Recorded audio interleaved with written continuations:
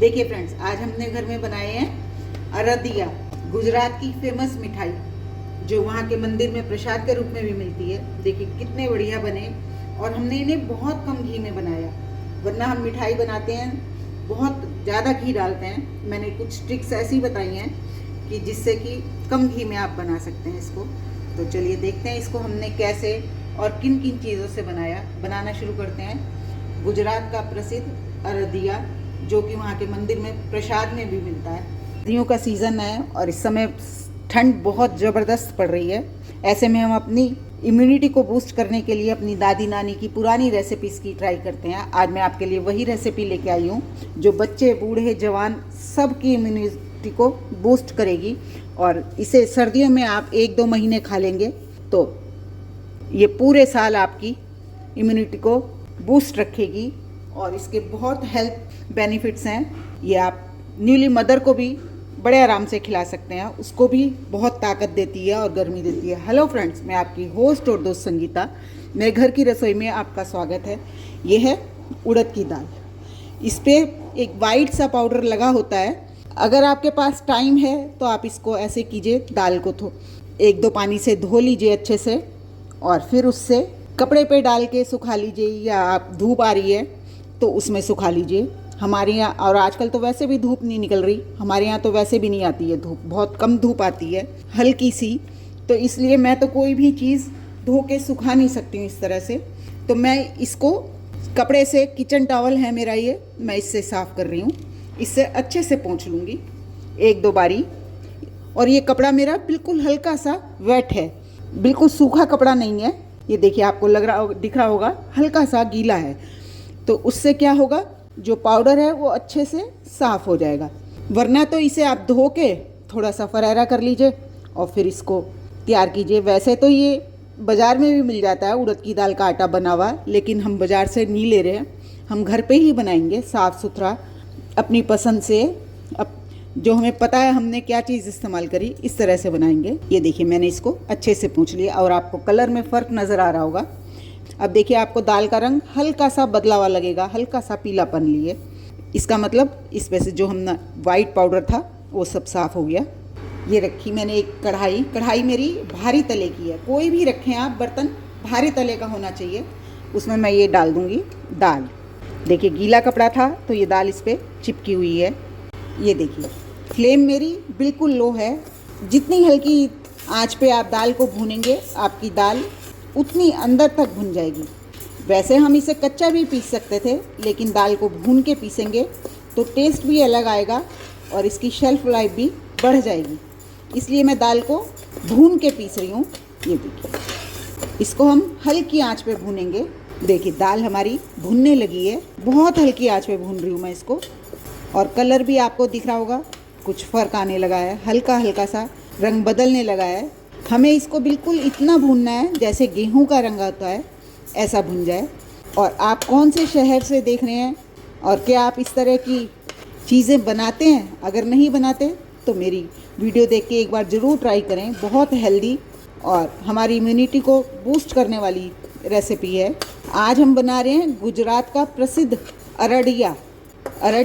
अरड़ मतलब उड़द की दाल का। ये गुजरात के मंदिर में प्रसाद के रूप में भी मिलता है, वहाँ प्रसाद दिया जाता है। और गुजरात में ये सर्दियों में ख़ास तौर पे बना के खाया जाता है। पंजाब में भी बनाते हैं, वहाँ कहते हैं उड़द की दाल की पिन्नी, गुजरात में कहते हैं अरडिया। और आपके शहर में इसको क्या कहते हैं ज़रूर बताएं कमेंट करके। देखिए, दाल का दाना दाना खिलने लगा है। हल्के से मॉइस्चर की वजह से दाल थोड़ी सी चिपकी हो गई थी, वो अब बिल्कुल साफ़ होने लगी है और खुशबू भी बहुत अच्छी आने लगी है दाल भुनने की। देखिए, मैं आपको दिखाऊं तो दाल का कलर भी चेंज होने लगा। ये देखिए, कितना अलग सा कलर हो गया है। थोड़ा सा इसको और भूनेंगे और दाल हमारी भुन गई है। इसकी आवाज़ आपको आ रही होगी, छनक छनक की आवाज़ आ रही है। ये देखिए, मतलब दाल हमारी भुनने लगी है। थोड़ी सी कसर बाकी है, इसको और भून लेते हैं।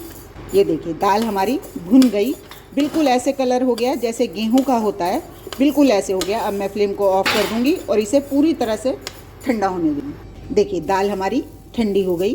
अब इसको मैं मिक्सी के जग में डाल के पीस लूँगी। हमें इसका एक बिल्कुल आटे जैसा महीन नहीं बनाना, एक दरदरा सा दरदरा सा मतलब जैसे कि मिक्सी में पीसता है, बस इतना मोटा। ये नहीं कि हमें बिल्कुल दरदरा पीसना है, हमें बस इतना रखना है जैसे मिक्सी में बिल्कुल बारीक नहीं होता आटा, उसी तरह से पीसना है इसको। देखिए ये मैंने पीस लिया, जैसा कि मिक्सी में पीसता है बस वैसा ही है। ये देखिए हल्का सा करकरा रहा है, जैसे सूजी होती है ना, बिल्कुल ऐसे। अब मैं इसे सारे को बर्तन में पलट लूँगी।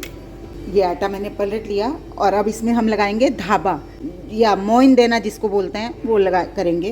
तो मैं इसमें डाल रही हूँ 2 टेबल, पहले दूध डाल रही हूँ 2 टेबल स्पून, मतलब नाप वाले अगर आपके पास हैं, और ये घर में खाने वाले चम्मच होते हैं, ये बिल्कुल सेम है। मैंने आपको कई बार दिखाया कि इनका मेज़रमेंट बिल्कुल सेम होता है, इसलिए।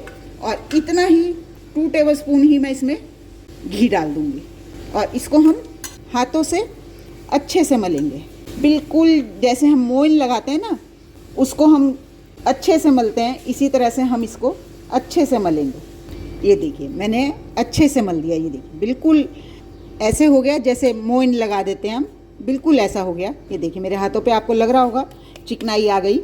जितना अच्छे से मलेंगे उतना अच्छा आपका ये धावा लगेगा। आप इसको क्या कहते हैं ये भी ज़रूर बताइएगा। अब इसे हम 10 से 15 मिनट तक ढक के रख देंगे। इतने हमारा रेस्ट कर रहा है दाल का आटा, इतने मैं आपको और चीज़ें दिखाती हूँ। इसमें बहुत सी चीज़ें डलती हैं, इसीलिए इसे सर्दियों में खाने वाली रेसिपी बताया जाता है, और न्यूली मदर को भी आप बड़े आराम से खिला सकते हैं। ये मैंने 8 से 10 हरी इलायची ली, 4-5 लौंग, दालचीनी का टुकड़ा, काली मिर्च 10 से 15 और छोटा सा जायफल का टुकड़ा। एक जायफल तोड़ के उसका तीसरा हिस्सा लिया है। और साथ ही जाते हैं इसमें ड्राई फ्रूट्स। ये मैंने ऐसे गोले को कद्दूकस करके लिया है, मिक्सी में पीस लिया।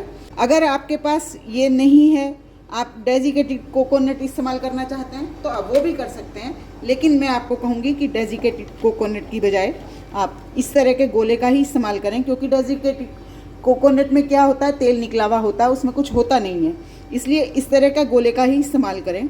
और ये लिए थोड़े से काजू।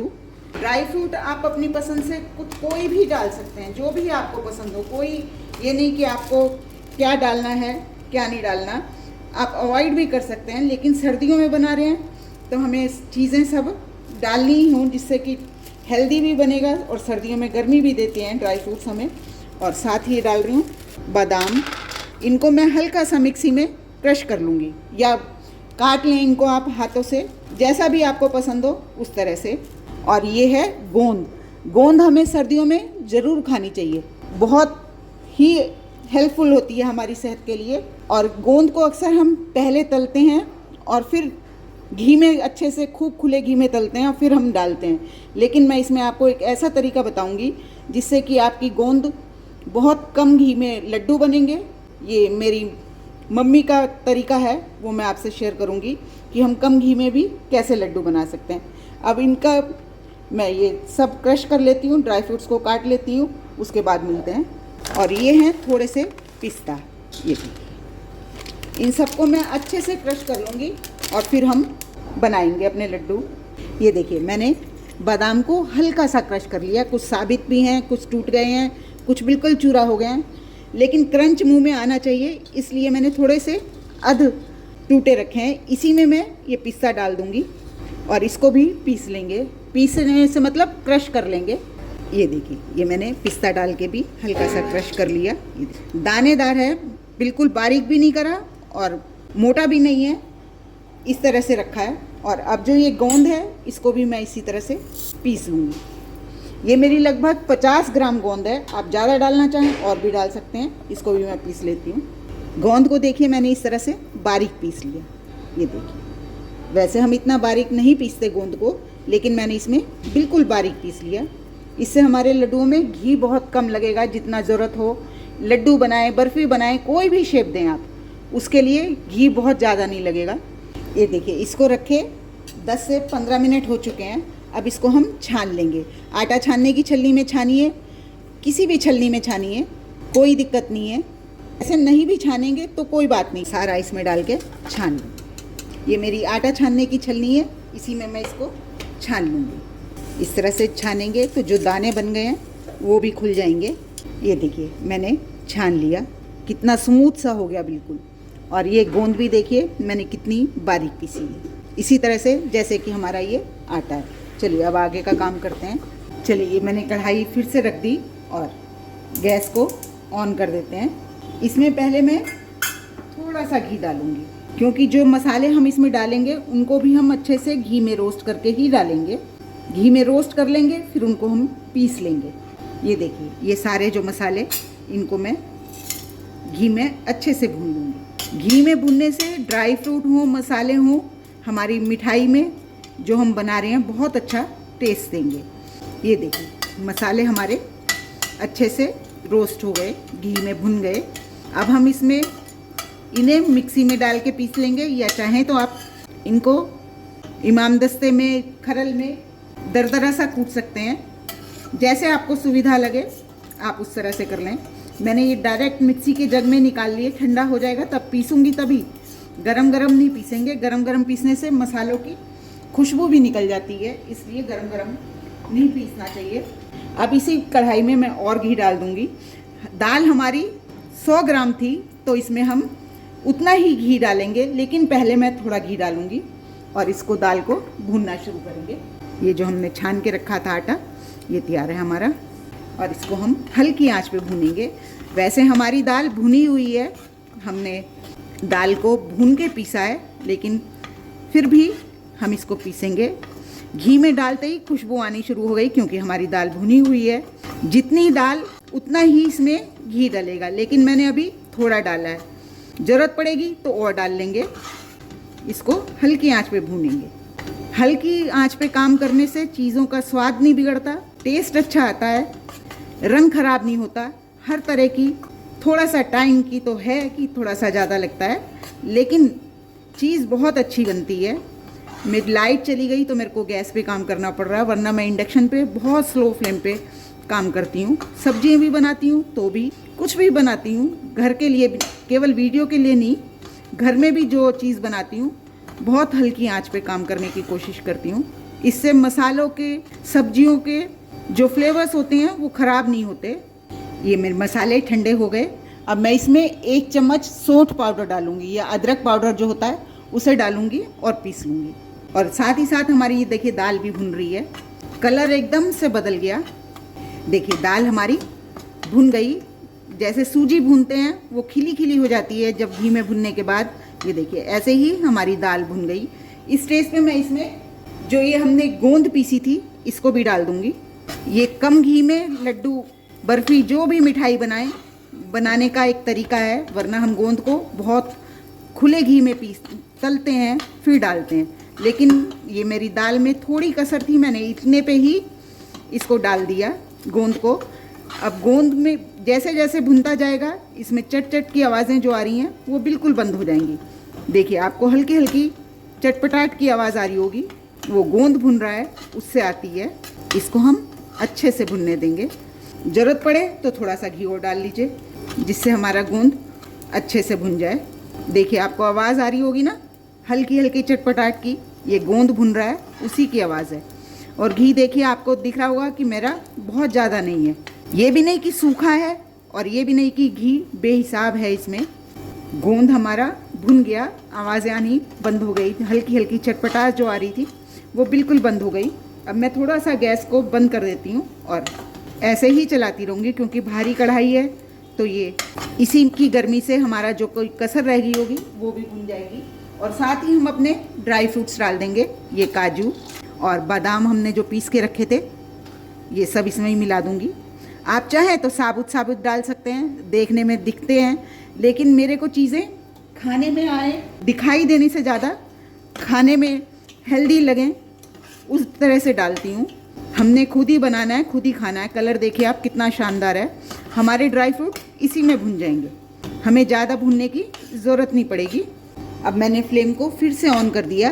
देखिए कितना सुंदर सा कलर, इससे हमारी दाल में जो कसर होगी वो भी भुन जाएगी। और अगर आपको लग रहा है घी कम है तो आप इसमें थोड़ा घी और भी डाल सकते हैं, लेकिन ड्राई फ्रूट्स का भी अपना घी होता है, तेल होता है। ये देखिए ड्राई फ्रूट्स भी जो हमने काजू, बादाम, पिस्ता डाले वो भी भुन गए। और अब मैं फ्लेम को ऑफ करके ये हमने जो गोला कसा था ये भी डाल दूँगी। ये इसी कढ़ाई की गरमाई में ही भुन जाएगा, हमें ज़्यादा भुनने की ज़रूरत नहीं है। और जो हमने मसाले पीसे थे, ये देखिए मैंने सौंठ डाल के भी पीस लिया इसको। इन मसालों को भी हम इसमें डाल देंगे। कितना हेल्दी हो जाता है, हर चीज़ इसमें बहुत गुणकारी है। गैस पे बनाने से थोड़ा सा ये हो जाता है कि बर्तन जलने लगता है, इंडक्शन पे बनाते हैं तो बर्तन जलता नहीं है। मसाले डालते ही बहुत खुशबू आने लगी।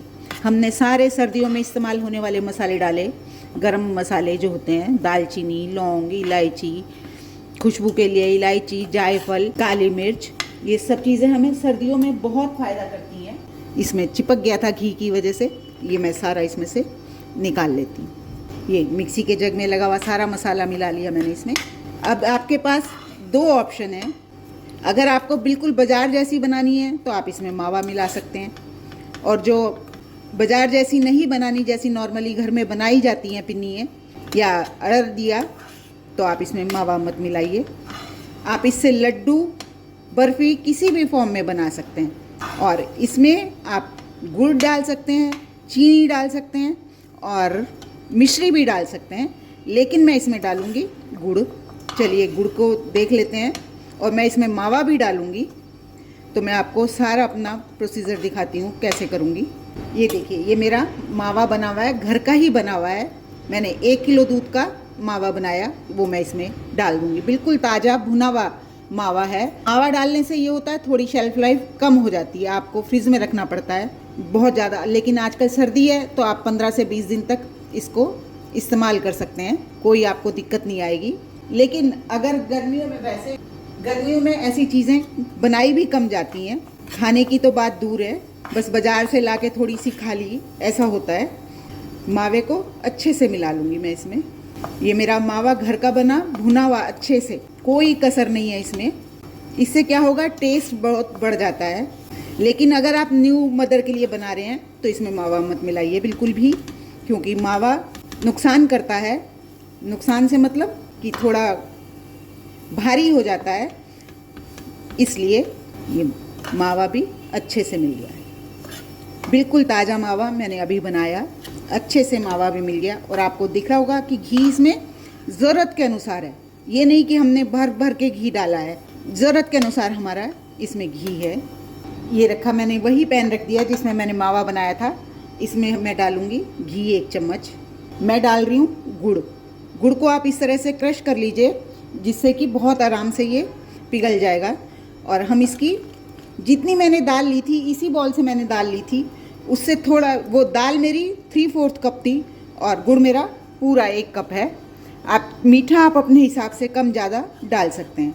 इसको हम पात बनाएंगे, पात बनाना कहते हैं। हमने इसमें पानी नहीं डालना कोई, हमने गुड़ को बहुत ज़्यादा पकाना नहीं है, बस मेल्ट हो जाए इतना भर करना है। इसको हम हल्की आंच पे इस तरह से चलाते रहेंगे। इसे लगातार चलाते रहिए और हल्की आंच पे कीजिए, क्योंकि गुड़ बहुत जल्दी जल जाता है।